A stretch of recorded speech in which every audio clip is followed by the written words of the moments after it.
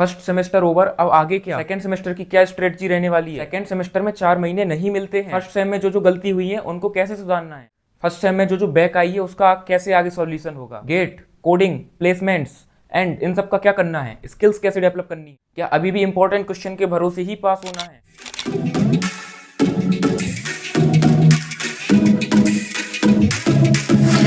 चलिए तो जानते हैं सेकंड सेमेस्टर में हमारी क्या स्ट्रेटजी होने वाली है जिससे हम बहुत अच्छा स्कोर कर सके। जो गलती फर्स्ट ईयर में हुई है जिससे हमारी सीजीपीए पे इफेक्ट पड़ा होगा उनको कैसे इस बार नहीं दोहराना है, कैसे अपनी सीजीपीए इंप्रूव करनी है। एंड इसी के साथ साथ पहले मैं क्लियर बता दूं कि सेकंड सेमेस्टर 6 महीने का नहीं होता। मार्च, अप्रैल, मई, जून, जिसमें मार्च आपका हट गया, अप्रैल, मई, जून सिर्फ 3 महीने ही आपको इफेक्टिव पढ़ने के लिए मिलते हैं। उसके बाद आपके जुलाई से पेपर चालू हो जाते हैं। तो 3 महीनों में कैसे बहुत सारी चीज़ें समझनी है एंड फर्स्ट ईयर को कैसे सम अप करना है, आज की वीडियो में हम बहुत डिटेल में जानने वाले हैं। सिर्फ 10 मिनट में हम सब कुछ समझेंगे। तो आप 10 मिनट मेक श्योर करें वीडियो को पूरा देखते हैं, आपके सारे डाउट्स क्लियर हो जाएंगे। देन आप बहुत अच्छा स्टार्ट अपने सेकंड सेमेस्टर का कर सकते हैं। चलिए तो सबसे पहले हम अपना सेकंड सेम के सब्जेक्ट्स के बारे में जान लेते हैं। तो आपके यार फर्स्ट सेमेस्टर में 2 ग्रुप के स्टूडेंट्स रहे होंगे, एक फिजिक्स ग्रुप वाले, एक केमिस्ट्री ग्रुप वाले। तो कई लोगों ने फिजिक्स वाला एग्जाम दिया होगा, कई लोगों ने केमिस्ट्री वाला। तो सेकंड सेमेस्टर में जिसने फर्स्ट सेम में फिजिक्स का एग्जाम दिया था, सेकंड में वो केमिस्ट्री वाले सब्जेक्ट्स देगा। एंड जिसने फर्स्ट में केमिस्ट्री वाले एग्जाम्स दिए हैं वो सेकंड में फिजिक्स वाला एग्जाम देगा। तो ये समझ लेते हैं कैसे। तो अगर आपका फर्स्ट सेम में फिजिक्स सब्जेक्ट रहा है तो सेकंड सेमेस्टर में आपका फर्स्ट सब्जेक्ट होगा इंजीनियरिंग केमिस्ट्री। सेकंड नंबर पे आप पढ़ेंगे BEE basic electrical and electronics engineering. Third number पे आप पढ़ेंगे मैथमेटिक्स सेकंड M2 जिसको one of the most toughest subject भी बोलते हैं। एंड फोर्थ नंबर पे आप पढ़ेंगे ED इंजीनियरिंग ड्राइंग, ये भी काफी मेहनत मांगता है। एंड फिफ्थ नंबर पे आप पढ़ेंगे इंग्लिश फॉर कम्युनिकेशन। इसके साथ साथ आपका एक प्रैक्टिकल सब्जेक्ट होगा जिसको हम मैकेनिकल वर्कशॉप के नाम से भी जानते हैं। उसमें वर्कशॉप में हमको कुछ प्रैक्टिकल करना पड़ता है। तो जो आप केमिस्ट्री वाले बच्चे हैं तो वो पढ़ेंगे सबसे पहले इंजीनियरिंग फिजिक्स, मतलब पहला सब्जेक्ट हमारा इंजीनियरिंग फिजिक्स रहेगा। सेकंड रहेगा आपका BME basic mechanical engineering. Third रहेगा आपका BCEM basic civil engineering and mechanics. Fourth रहेगा आपका M2 मैथमेटिक्स 2 अगेन काफी टफ लोग बोलते हैं, बट मैं चैनल पे कंप्लीट इसकी सीरीज ला रहा हूं एंड बहुत इजी लैंग्वेज में पढ़ेंगे तो कोई दिक्कत नहीं जाएगी। बाकी कमेंट में जरूर बताना किस किस को M2 की सीरीज चाहिए कंप्लीट। एंड लास्ट सब्जेक्ट हमारा रहेगा BCE बेसिक कंप्यूटर इंजीनियरिंग, ये काफी आसान सा सब्जेक्ट है, इसमें कोई दिक्कत नहीं जाती है। तो ये तो हो गए हमारे सारे सब्जेक्ट। अब बात कर लेते हैं जिसकी भी फर्स्ट सेमेस्टर में बैक आने के चांस है या बैक आ सकती है। चलो नहीं आएगी ऐसा होप करते हैं, बहुत अच्छा है, बट जिसकी आ गई तो उसका पेपर कब होगा। तो बैक का पेपर आपका सेकंड सेमेस्टर में ही होता है। मतलब सपोज केमिस्ट्री ग्रुप वाले किसी बच्चे की बैक केमिस्ट्री में आ गई तो अब जब सेकंड सेम देंगे फिजिक्स वाले 5 सब्जेक्ट, उसी के साथ आपका छठवां केमिस्ट्री का पेपर भी होगा। एंड सिमिलरली जो फिजिक्स ग्रुप वाले बच्चे हैं, सपोज आपकी BME या BCME किसी में भी बैक आ गई तो आपका जो पेपर होगा वो इन 5 सब्जेक्ट केमिस्ट्री वाले 5 सब्जेक्ट्स के साथ होगा।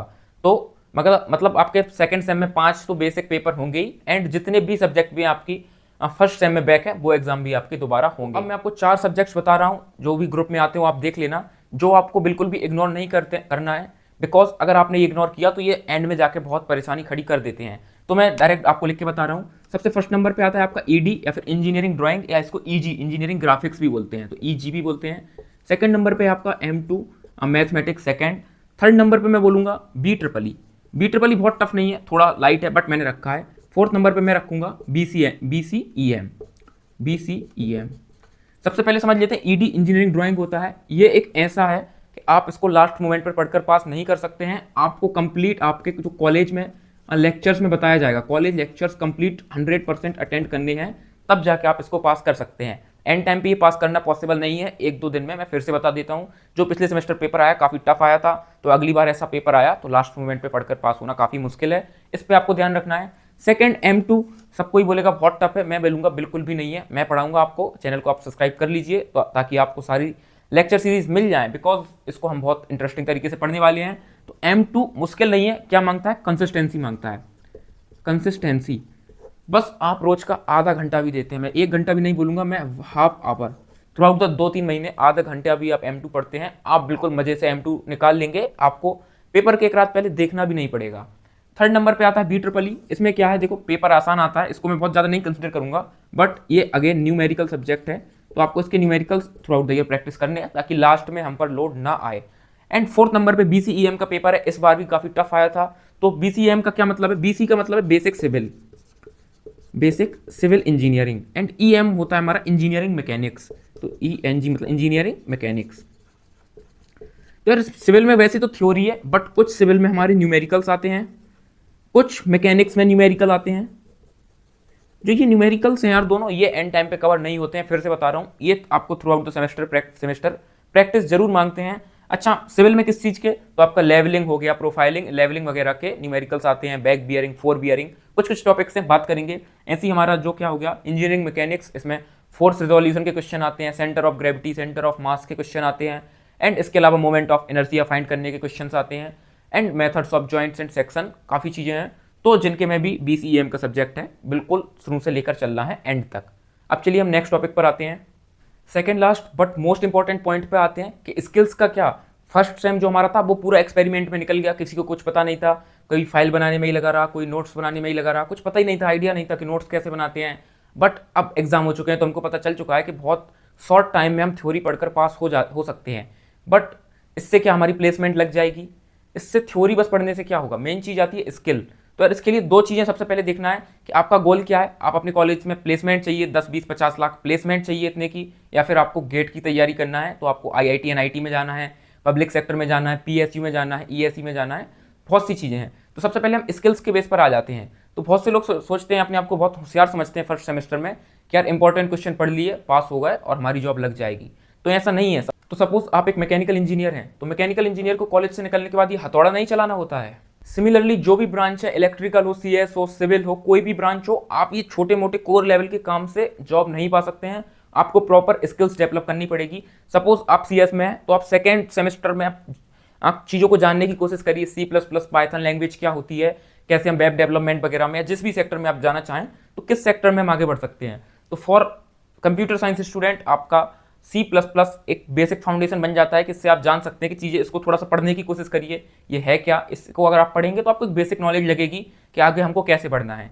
बट जो कोर ब्रांच के स्टूडेंट है, सिविल, मैकेनिकल, इलेक्ट्रिकल, उनको मैं बता दूं कि आपको सब C++ से या कोडिंग से ज़्यादा आपको आपके सॉफ्टवेयर आनी चाहिए, डिज़ाइनिंग आनी चाहिए। तो आप क्या कर सकते हैं, काफ़ी सॉफ्टवेयर्स हैं, जैसे एक ऑटोकैड हो गया, सॉलिडवर्क्स हो गया, ऐसे काफ़ी सॉफ्टवेयर हैं। तो आप ये दो सॉफ्टवेयर मैं बता रहा हूँ, सॉलिडवर्क्स, ऑटोकैड, थोड़ा जान के देख सकते हैं कि डिज़ाइनिंग वगैरह कैसे होती है मैकेनिकल इंजीनियरिंग में। एंड इसके अलावा आप पाइथन लैंग्वेज भी सीख सकते हैं। बाकी आपको ये आगे जाके तो पढ़नी पड़ती है आपके 5th सेमेस्टर में, बट आप अभी से इनको जानिए। सेकेंड सेमेस्टर आपको एक्सप्लोर करने का मौका है। ऐसा मैं क्यों बोल रहा हूँ, बिकॉज भले ही इसमें टाइम कम है, बट फर्स्ट सेमेस्टर से आपको एक आइडिया लग गया होगा कि थ्योरी जो है इंजीनियरिंग की, स्पेशली RGPV यूनिवर्सिटी में, आप बहुत शॉर्ट समय में कवर कर सकते हैं।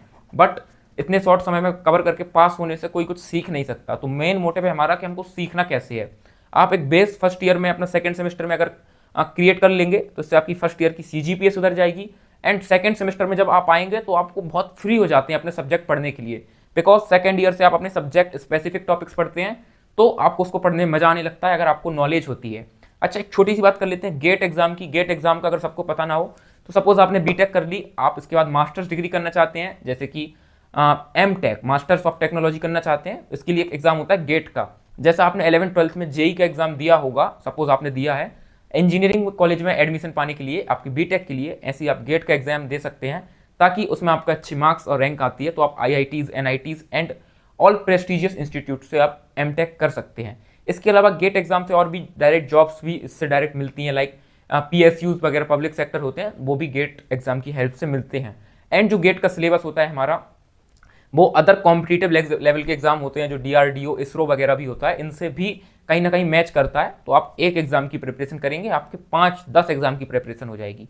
इसके अलावा एक और चीज़ छोटी सी, तो इस पर आपको रिसर्च करनी है। मैं तो आगे सब कुछ गाइडेंस 1 बाय 1 बताऊंगा ही, बट किसी पे रिलाय नहीं होना है, किसी पे डिपेंडेंट नहीं होना।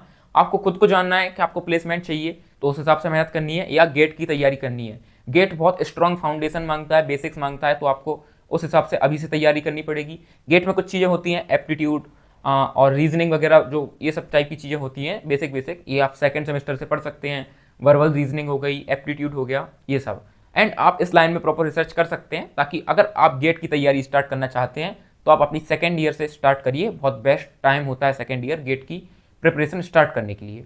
लास्ट में मैं सिर्फ इतना ही बोलूँगा, एंड इसके बाद कोई टाइम वेस्ट नहीं करूँगा, कि यार मैं इंपॉर्टेंट क्वेश्चंस प्रोवाइड करता हूँ, मैं मान रहा हूँ, एंड उन इंपॉर्टेंट क्वेश्चंस को आप पढ़कर लास्ट के 2 से 3 दिन में आप अपने एग्जाम को पास कर सकते हैं। सिर्फ 2 से 3 दिन में। इवन कई पेपर्स आप 1 दिन में पास कर सकते हैं, बट आप पेपर को तो पास कर लेंगे बट अपनी लाइफ को पास नहीं कर पाएंगे। मैं ऐसा क्यों बोल रहा हूँ, बिकॉज इंजीनियरिंग लाइफ जो है वो हमको सीखने के लिए बहुत सी चीज़ें प्रोवाइड करती हैं, एंड अगर आपने वो सीखी नहीं, पूरा टाइम वेस्ट कर दिया, तो बाद में बहुत रिग्रेट होगा। तो इसके लिए मैं बोल रहा हूँ इंपॉर्टेंट क्वेश्चन मैं प्रोवाइड करूँगा, अगेन वही चीज़, बट आप कोशिश करिए कि आप पूरी साल थ्योरी बहुत अच्छे से पढ़ते हैं, जो भी कॉन्सेप्ट पढ़ते हैं बेसिक आप उसको समझते हैं। बिकॉज फर्स्ट ईयर में अगर आपके सारे सब्जेक्ट्स लगभग आपने पढ़ लिए, आपने सिविल भी जाना, मैकेनिक भी जाना, मैथ भी पढ़ी, फिजिक्स भी पढ़ी, केमिस्ट्री भी पढ़ी, तो हर फील्ड का बेसिक आइडिया आपको लग जाएगा, जिससे आप सेकेंड ईयर में कोई भी टॉपिक पढ़ते हैं तो उसके लिए आपको बहुत आसानी जाती है, एक बेस बन जाता है। तो अगेन आपको प्रॉपर थ्योरी पढ़नी है, एक कंसिस्टेंसी लगभग आप 2 से 3 घंटे दिन का निकालिए पर डे पूरे थ्रू आउट द सेमेस्टर, कि आपको 2 से 3 घंटे पढ़ना ही है पर डे, हर एक सब्जेक्ट को मिला के बता रहा हूँ। आप 2 घंटे भी पढ़ते हैं पूरे सेमेस्टर, आखिरी दिन आपको किताब खोलने की भी ज़रूरत नहीं पड़ेगी, इसकी गारंटी मैं ले सकता हूँ। बस आज की वीडियो में इतना ही था, एंड अगर नॉलेज कुछ ठीक लगी हो आपको तो यार आप वीडियो को लाइक कर सकते हैं, एंड इसी तरीके के और कंटेंट के लिए, सारी जानकारी के लिए, गेट के लिए, एंड आपकी first second semester and second year सबकी गाइडेंस के लिए आप चैनल को सब्सक्राइब जरूर से करिए। इसी तरीके की और इंटरेस्टिंग वीडियो मैं लाता रहूँगा। वेल, तब तक के लिए बाय, मैं मिलता हूँ आपको नेक्स्ट वीडियो में। Make sure to hit the subscribe button.